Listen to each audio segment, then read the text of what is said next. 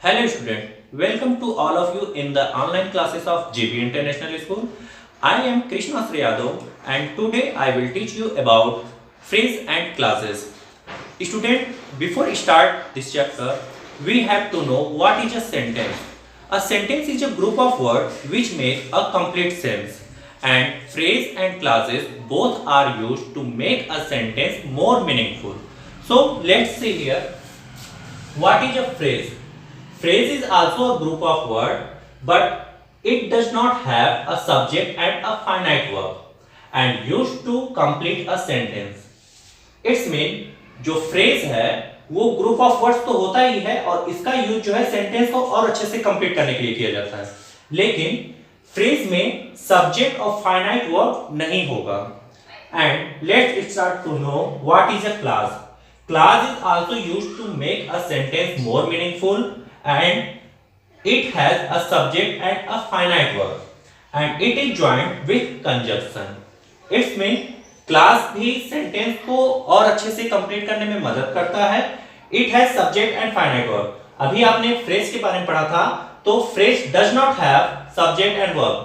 phrase में subject और verb नहीं होता है, but क्लास में आपको सब्जेक्ट और फाइनाइट वर्ब देखने को मिलेगा. अगर हम फ्रेज और क्लास के डिफरेंट की बात करते हैं तो दोनों का डिफरेंट यही है कि दोनों तो सेंटेंस को कंप्लीट करेंगे, लेकिन फ्रेज में आपको सब्जेक्ट और फाइनाइट वर्ब नहीं मिलेगा और क्लास में आपको सेंटेंस में आपको सब्जेक्ट भी मिलेगा और फाइनाइट वर्ब भी मिलेगा. तो ये दोनों के डिफरेंस है. Now let's see a example. There is a pen. If we talking about only this part, there is a pen. It is a complete sentence, but here are some other words on the table. These other words on the table, and it is used to make this sentence more meaningful. But in this part, we did not find any type of subject and verb. On the table, this is preposition and this is object. There is no any subject and verb, so we can say that this is phrase. Understand? जैसा कि sentence में आप देख रहे हैं there is a pen, ये अपने आप में ही कंप्लीट सेंटेंस है, लेकिन on the table इसको और अच्छे से कंप्लीट कर रहा है. और ये जो अदर वर्ड्स है इसमें ना तो कोई सब्जेक्ट है ना ही कोई वर्ब है, तो हम कह सकते हैं कि ये जो अदर वर्ड्स है ये फ्रेज है. और रही बात क्लास की, when we talking about class, let's see the example. There is the pen which I bought yesterday. आपका सेंटेंस यहीं पे ही कंप्लीट हो गया है. There is the pen, but which I bought yesterday, ये इसे और अच्छे से कंप्लीट कर रहा है. तो जब हम देख रहे हैं कि ये अदर वर्ड्स इसको अच्छे से कंप्लीट कर रहा है और इसमें I सब्जेक्ट है और bought फाइनाइट वर्ब है, तो हम कह सकते हैं कि इस अदर वर्ड में एक सब्जेक्ट है, फाइनाइट वर्ब है, तो हम कह सकते हैं कि ये क्या है, क्लॉज है. It is clear?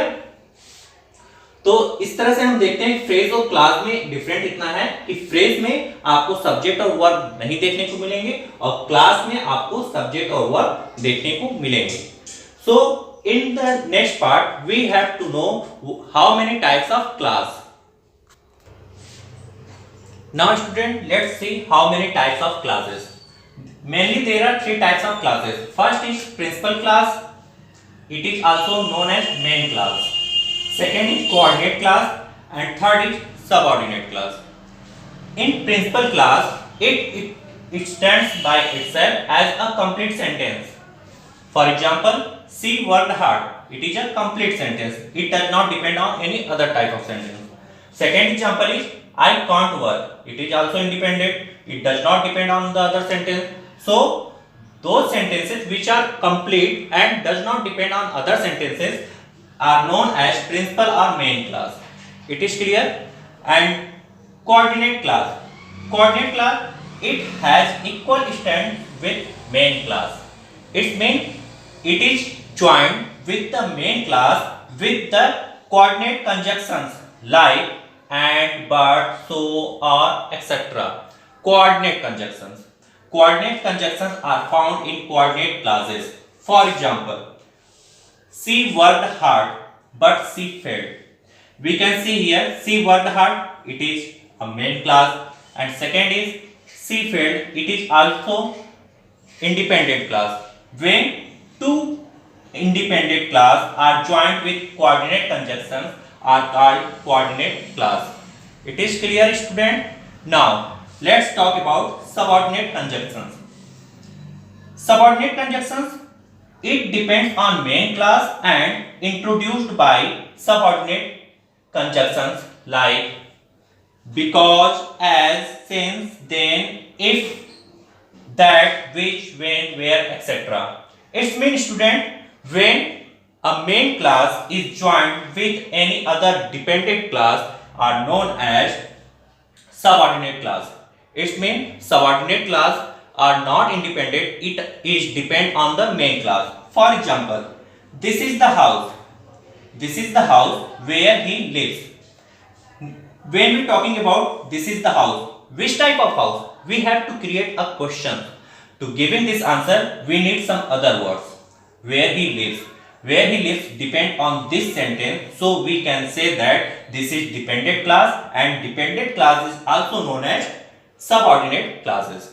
So student, in next video we will understand what is the difference between coordinate class and subordinate class.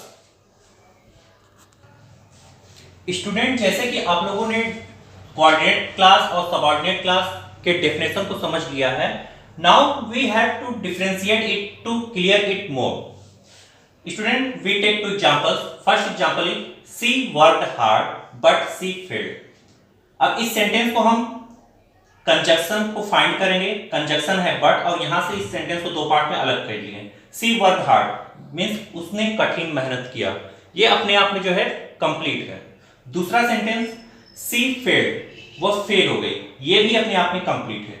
तो दोनों सेंटेंस को एक दूसरे के ऊपर डिपेंड नहीं होना पड़ रहा है, तो हम इसे इंडिपेंडेंट क्लास बोलेंगे और इंडिपेंडेंट क्लास को ही कोऑर्डिनेट क्लास बोलते हैं.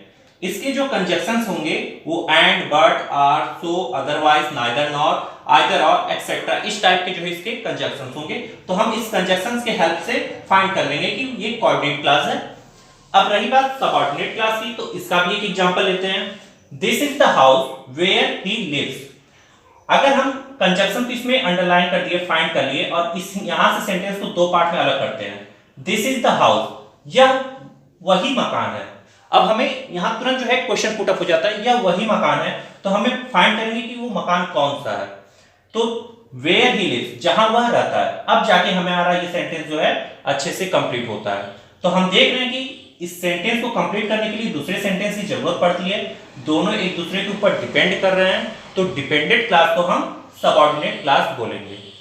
तो दोनों का डिफरेंस यही है. सबऑर्डिनेट क्लास ये अनडिपेंडेंट होता है, इसे डिपेंड करने के लिए हमें दूसरे सेंटेंस की जरूरत पड़ती है, उसे हम सबऑर्डिनेट क्लास बोलते हैं. और कोऑर्डिनेट क्लास में दोनों पार्ट्स जो है, दोनों क्लास जो है इंडिपेंडेंट होते हैं, मतलब कि इसे किसी दूसरे सेंटेंस के ऊपर डिपेंड होने की जरूरत नहीं पड़ती है. तो ये दोनों के डिफरेंस हो गए. दोनों को कंजक्शन से ही फाइंड करेंगे. कंजक्शंस इसके आपको बता दिए गए हैं. और सबऑर्डिनेट क्लास के जो कंजक्शंस होंगे because, if, where, what, that, since, who, etcetera, इस और भी एग्जांपल्स हैं. तो नेक्स्ट वीडियो में हम क्लासेस में noun class, adjective class, adverb class, इन तीनों टाइप्स के क्लास को पढ़ेंगे.